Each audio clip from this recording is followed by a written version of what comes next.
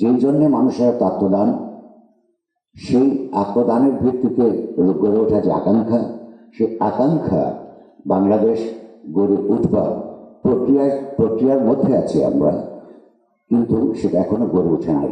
এই কারণে এটা একটা উৎক্রমণের সময়, একটা অন্তর্বর্তী সময়, একটা খুবই অস্থির একটা সময়।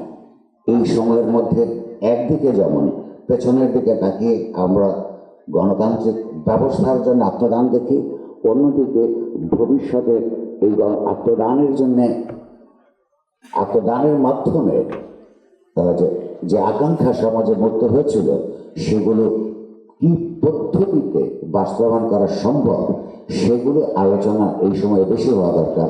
নইলে আমাদের মানুষের, নারী, পুরুষ, শিশু, তরুণ, তরুণী, তাদের 3 সপ্তাহের মধ্যে, মাত্র 3 সপ্তাহ সময়ের মধ্যে একটা স্বাধীন দেশে প্রায় 1500 নারী, পুরুষ, তরুণ, তরুণী, শিশুর মৃত্যু, 20,000-এর মতন তরুণদের ইনজিউর্ড হয়ে যায়, তার মধ্যে প্রায় 700-800 সারা জীবন ধরে না দেখবার অবস্থায় পড়ে গেছে, তাদের চোখের আলো হারিয়েছেন। এই সমস্ত পরিস্থিতির মধ্য দিয়ে গিয়েছে বলে আজকে তারেক রহমান সাহেব এখানে উপস্থিত হতে পেরেছেন। সেখানে তাদের অবদান আছে, অন্য সবার অবদান আছে। এই গণ অভ্যুত্থানের মধ্যে আমরা রাজনীতির, সংস্কৃতির নানা ধরনের প্রবণতা দেখেছি। এটার মধ্যে ডান, বাম, মধ্যবর্তী রাজনৈতিক ধারা সক্রিয় ছিল, আবার এগুলোর সঙ্গে সরাসরি সম্পৃক্ত নন, সাধারণভাবে একটা শান্তিপূর্ণ সামাজিক রাজনৈতিক অবস্থা দেখতে চান এমন লক্ষ লক্ষ মানুষ ছিল, তাদের আত্মদান আছে।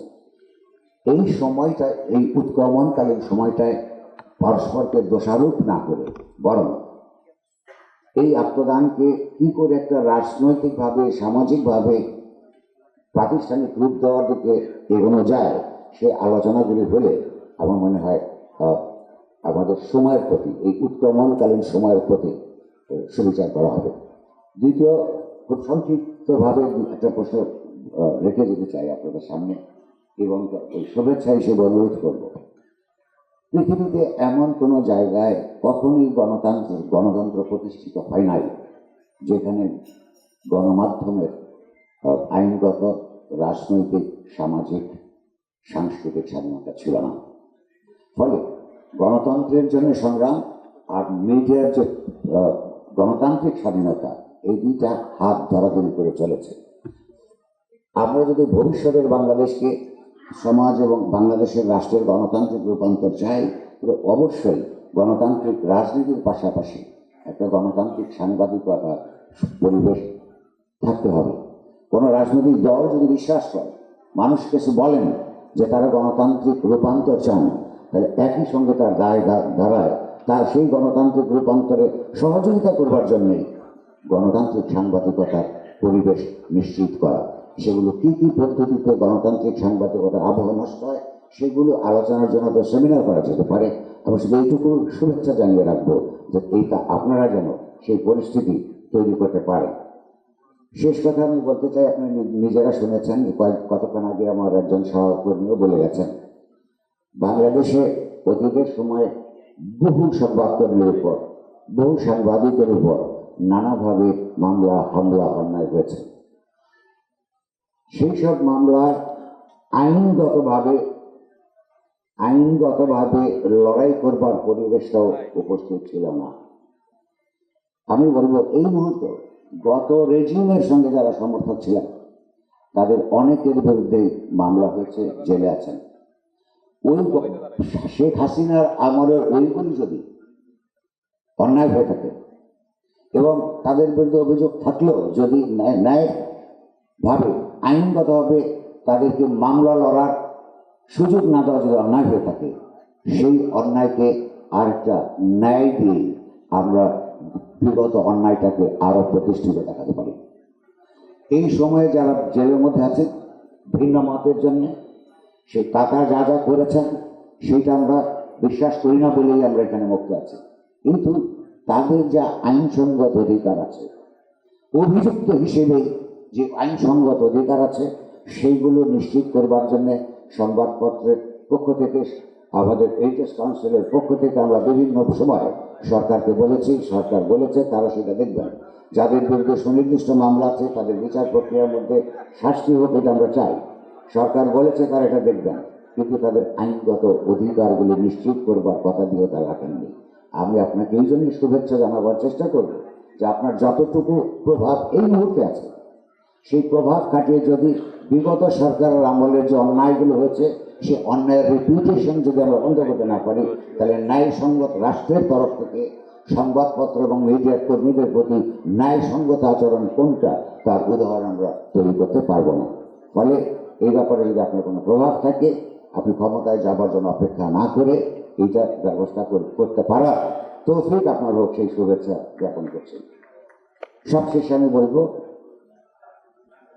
গণতান্ত্রিক স্বাধীনতা সংবাদ মাধ্যমের মানে হচ্ছে পাওয়ার, যেটাকে বলে যে ক্ষমতার সঙ্গে গণতান্ত্রিক সাংবাদিকতার সম্পর্ক নিরন্তরভাবে এক ধরনের পেশাগত বৈধতা দিয়ে চিহ্নিত থাকে। সেটা কোনো ব্যক্তিগত নয়, সেটা কোনো দলের বিরুদ্ধে বা কোনো দলের পক্ষের ব্যাপার নয়। এটা সত্য যে পুরনো আমলগুলি যদি আমরা বিভিন্ন রাজনৈতিক আমলগুলি আমরা লক্ষ্য করি, সেখানে স্বীকার করতে হবে যে বিএনপি আমলে আওয়ামী লীগ আমলের তুলনায় অনেক বেশি সহনশীলতা আমরা লক্ষ্য করেছি। কিন্তু আমি মনে করি 24 সালের 5ই আগস্টের পেছনে বাংলাদেশ আর কোনোদিন ফেরত যাবে না। এইটা দুই পক্ষকেই বুঝলে আমাদের সম্পর্কটা ভালো হবে এবং গণতন্ত্র এবং গণতান্ত্রিক সাংবাদিকতার পথ উন্মুক্ত হবে। কোনো অবস্থাতেই কোনো রাজনৈতিক দল, আমি বিশ্বাস করি, আমার যদি সামান্যতম ইতিহাস বোধ থেকে থাকে, 5ই আগস্টের আগ পর্যন্ত বিভিন্ন রেজিম যেভাবে সরকার চালিয়েছে বা সংবাদপত্রগুলো যেভাবে ব্যবহার করেছে, সেইটা দিন শেষ হয়ে গেছে। এই কারণে যে একটা বড় ধরনের গণ অভ্যুত্থান সমস্ত সমাজব্যাপী তার গভীরতা নিয়ে মানুষের চৈতন্য এবং মননকে যেভাবে আন্দোলিত করে বিকশিত করে, রাজনৈতিকভাবে নতুন আকাঙ্ক্ষার জন্ম দেয়, সেটা একটা চাপ আকারে সমাজের সর্বত্র, রাষ্ট্রের সর্বত্র জারি থাকবে বলে আমার ধারণা। ফলে সেগুলোকে দমন না করে সেগুলোকে বরং সম্মান জানিয়ে গোটা সংবাদ মাধ্যমের ক্ষমতাকে গণতান্ত্রিক জবাবদিহিতার মধ্যে আনবার যে দায়িত্ব, সেই দায়িত্ব পালনে আপনারা যদি ক্ষমতায় যান কিংবা ক্ষমতায় না গেলেও সমাজে আপনারা প্রভাবশালী সংগঠন হিসেবে যদি থাকেন, সেইটা যাতে আপনারা অনুমোদন করতে পারেন, সেই সহনশীলতা আপনাদের হোক, সেই শুভেচ্ছা আপনাকে জ্ঞাপন করছি।